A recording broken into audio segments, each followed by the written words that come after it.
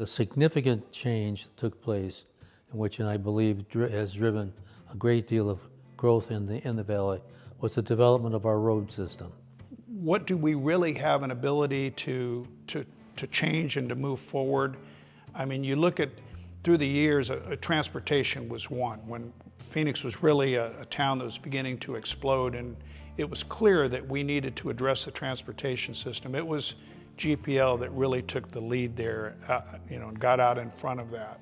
Everybody knew in the leadership community that we had to build freeways. I mean, we only had one freeway, and it wasn't I-10. We had one freeway, and it was I-17, and it was not sufficient to meet the kinds of growth that we were seeing. So it was a very important effort by GPL, and I think has paid off handsomely for the people of the state of Arizona. Well, I mean, it has everything to do with commerce, and it has everything, I mean, gosh darn it, if you live in the West Valley and your job is in downtown Phoenix, well, come on, you're not going to drive down Buckeye Road every day to get there. It's not going to work. I guess historically, the paper, the Republic, was against building the freeways.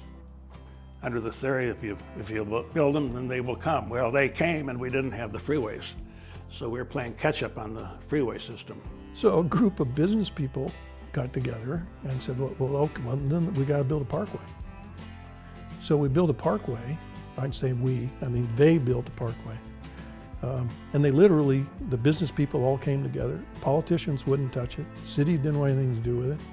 And they came up with a parkway that basically would be elevated today above the 51 freeway. We basically overcame resistance to the freeways and got the vote passed to develop the freeways, which otherwise the town would have never developed. In Proposition 400, the first thing we did was realize that there was tremendous feelings, strong feelings, about freeways, wanting them, not wanting them. Boulevards, bus lanes, those things, wanting them, not wanting them. Light rail, wanting them, not wanting them. I was very fortunate to have GPL there working with me in my 10 years. It really paid off for me in so many ways, and some of them were kind of odd. Light rail, the bond programs we won, those initiatives with GPL kind of fleshing them out. They didn't always like exactly the way we wanted to put them together.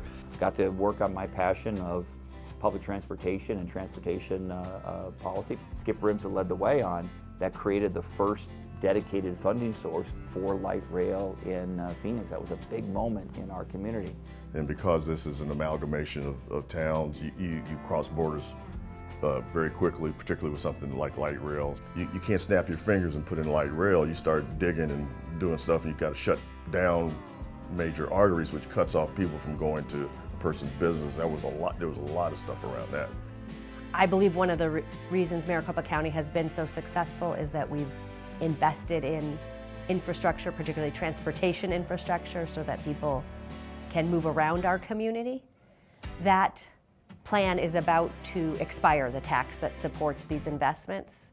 And I've had the chance to work with the business community and my fellow mayors and tribal leaders to come up with a new plan so that we can continue that success.